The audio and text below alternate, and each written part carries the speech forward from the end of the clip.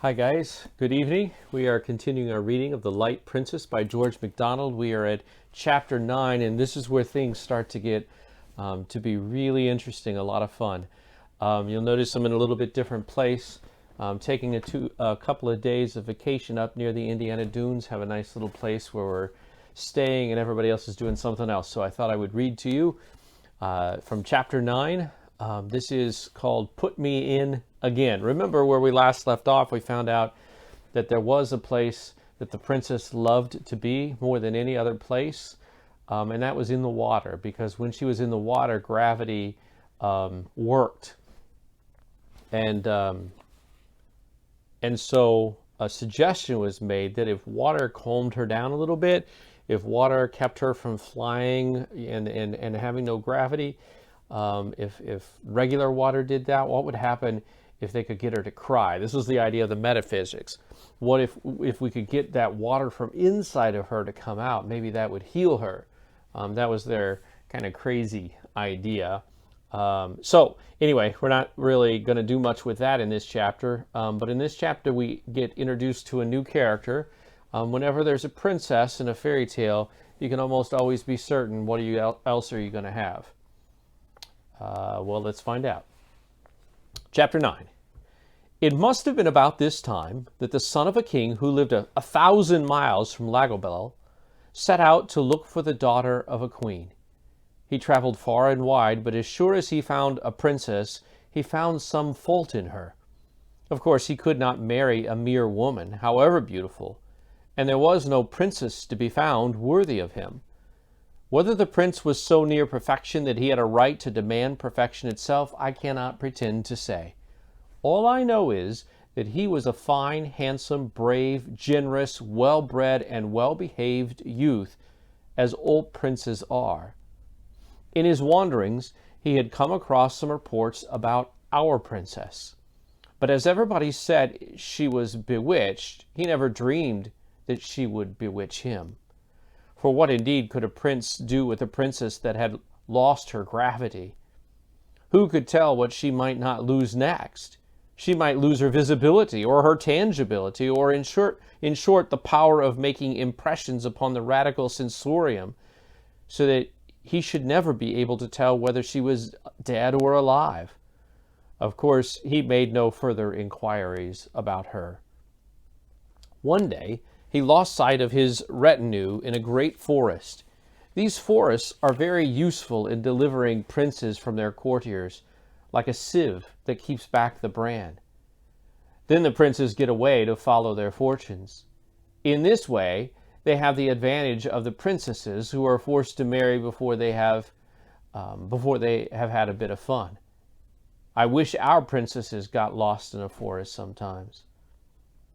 One lovely evening, after wandering about for many days, he found that he was approaching the outskirts of this forest, for the trees had got so thin that he could see the sunset through them, and he soon came upon a kind of heath.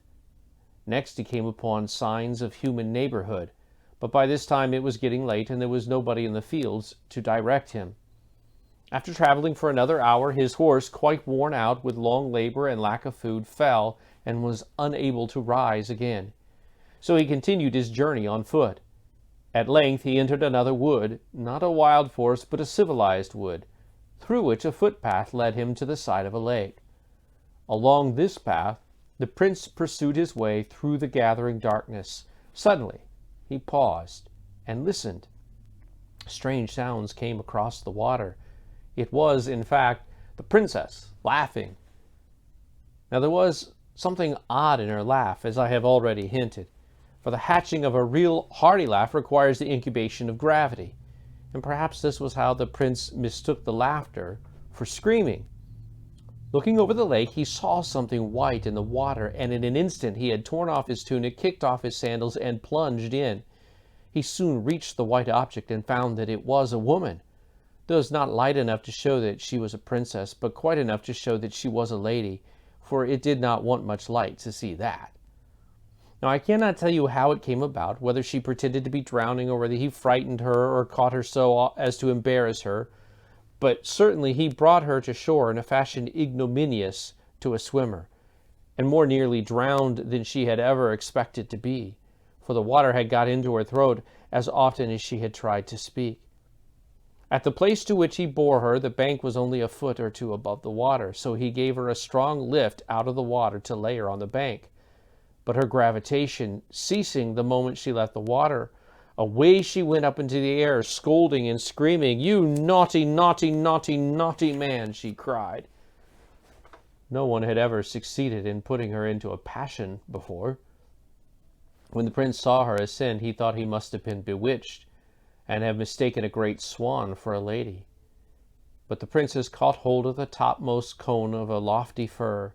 This came off, but she caught at another, and in fact stopped herself by gathering cones, dropping them as the stalks gave way. The prince, meantime, stood in the water, staring and forgetting to get out. But the princess disappearing, he scrambled on shore and went in the direction of the tree.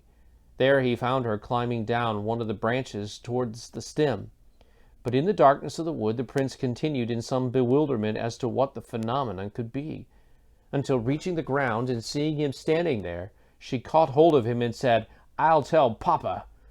"Oh, no, you won't," returned the prince. "Yes, I will," she persisted. "What business had you to pull me down out of the water and throw me to the bottom of the air? I never did you any harm."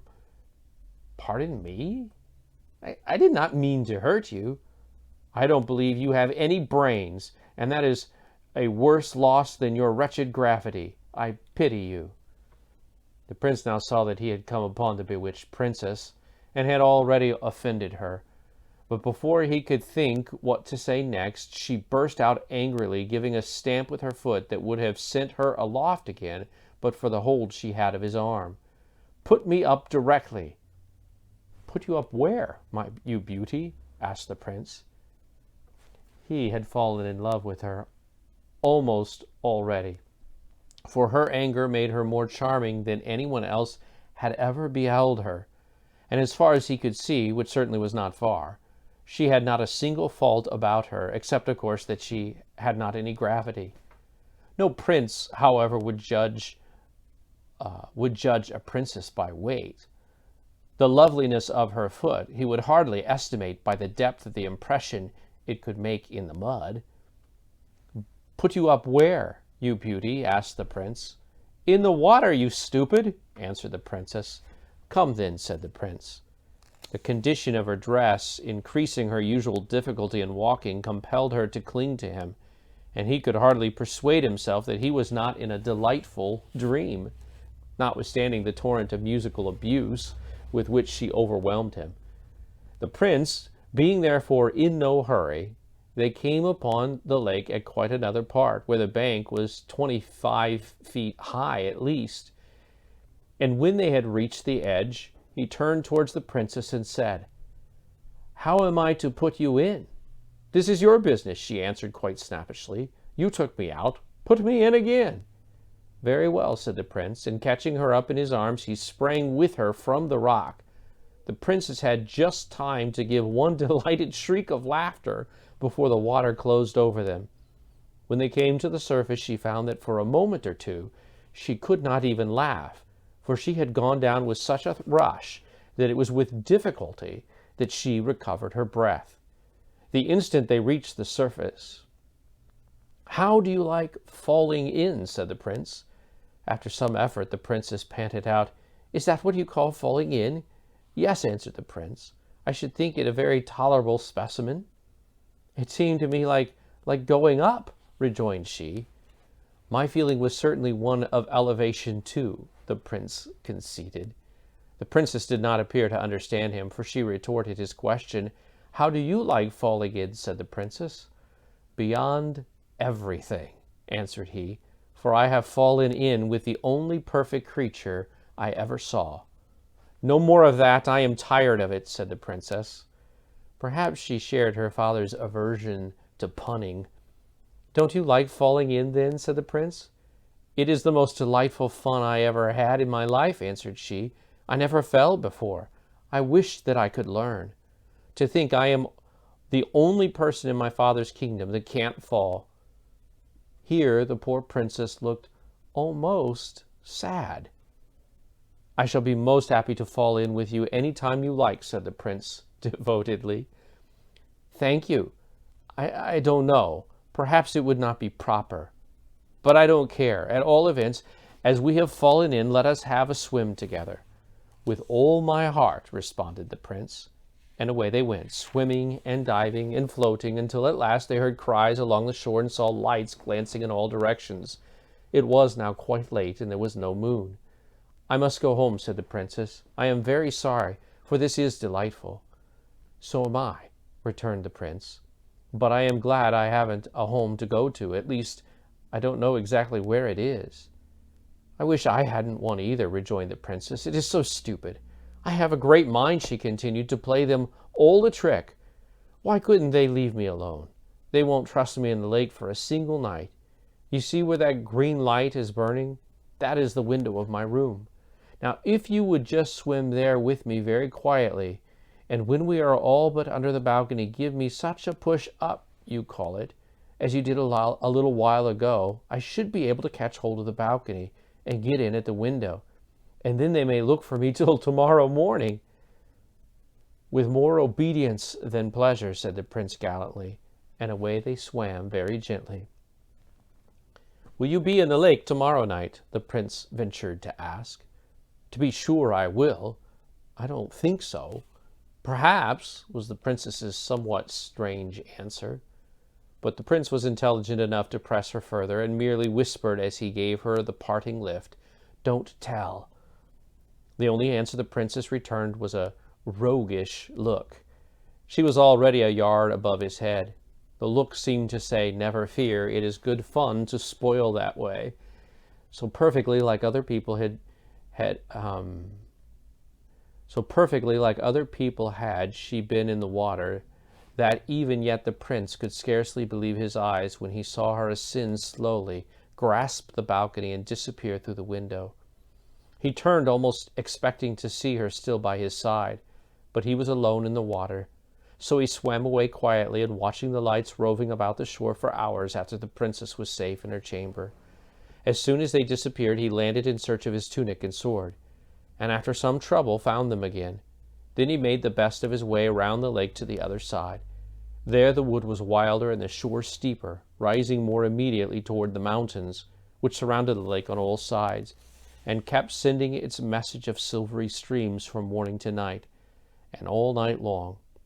He soon found a spot whence he could see the green light in the princess's room, and where, even in the broad daylight, he would be in no danger of being discovered from the opposite shore. It was a sort of cave in the rock, where he provided himself a bed of withered leaves and lay down too tired for hunger to keep him awake. All night long he dreamed that he was swimming with the princess. This ends chapter 9. Have a great evening, and God willing, we'll be back tomorrow to read chapter 10.